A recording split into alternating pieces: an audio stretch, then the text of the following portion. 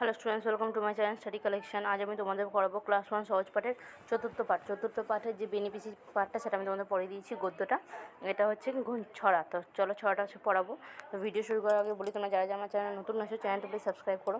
আমার ভিডিও ভালো লাগলে লাইক অ্যান্ড শেয়ার করো। তোমরা আমার সাথে পড়ো, চলো দেখি কী আছে।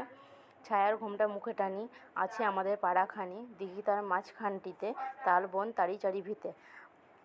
বাঁকা এক সরু গলি বেয়ে জল নিতে আসে যত মেয়ে, বাঁশ গাছ ঝুঁকে ঝুঁকে পড়ে, ঝুরু ঝুরু পাতাগুলি নড়ে।